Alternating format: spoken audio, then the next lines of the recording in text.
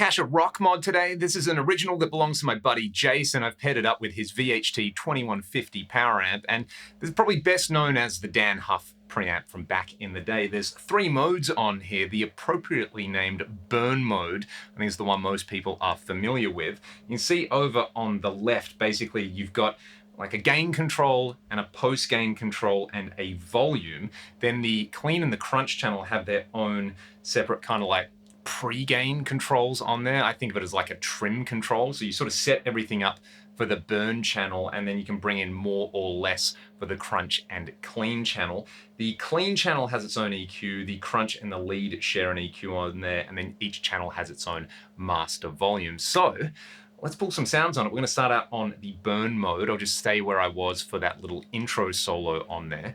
The EQ is pretty powerful on here. It can sweep you from a very thick, liquidy kind of sound to more of a scooped, thrashy thing. This is a Chilia Renegade with one of their Wildfire humbuckers in the bridge. Let's have a listen to where we're at.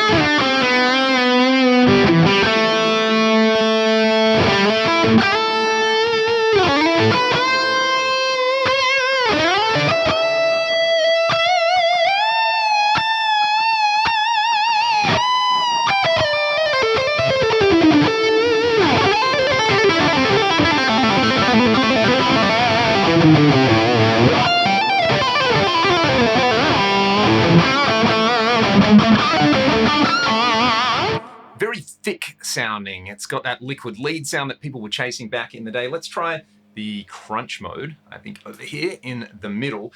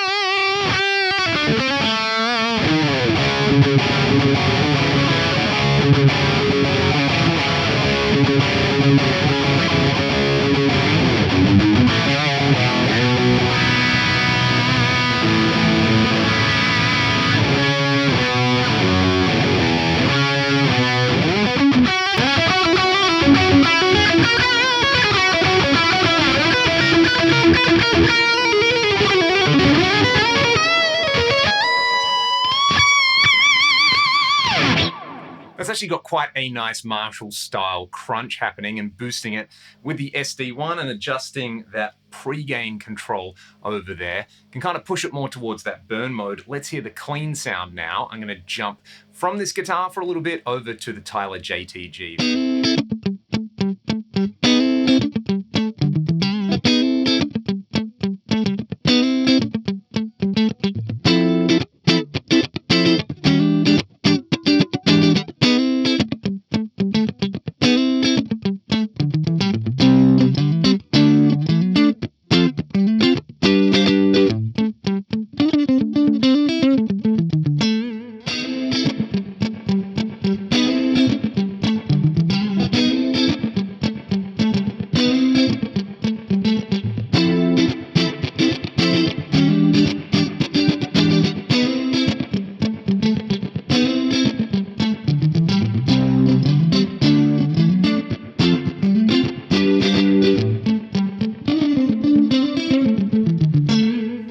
Okay, the clean channel with the Tyler preamp in there is really interesting. It almost sounds like a straight to console DI guitar tone on there, which is something you normally don't get out of a tube preamplifier. Normally there's sort of too much grit or too much low end or something. That I can see being such a classic combo on there. And if I go to the neck and middle, you know, I get that super plastic clean sound with these settings.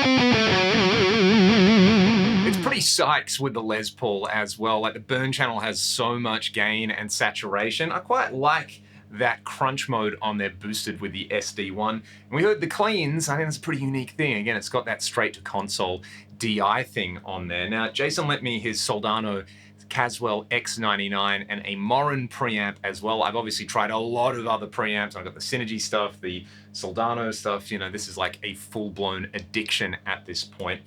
I can see that this has some very unique elements in there, and there's obviously the celebrity association with someone like Dan Huff. And when it comes to rack error tones, it's kind of hard to go past the Huff. But out of the three Jason's lent me, I think the Soldano is my favorite. Like that's home for me. I feel like it can do the retro 80s thing, but it can also do some modern tones on there. The Rockmod, it's doing the 80s thing, probably better than anything else. It is such a sound. The EQ is a little bit finicky, and there's definitely a very narrow sweet spot on there. If anything, it kind of sounds like a little bit of a caricature of a Marshall tone or a high gain tone, but the cleans are fantastic. And then the Morin does that like buzzsaw psycho thing that I associate with early 90s guitar tones like XYZ, Lynch Mob, you know, Zach from that era, getting into the like Skid Row Slave to the Grind stuff, and maybe even a bit of Pantera on there. So they're all very, very different, very, very rare preamps. I'm so lucky to get the chance to try these out. I've wanted to try them for so long. Anyway, back to the Rockmod.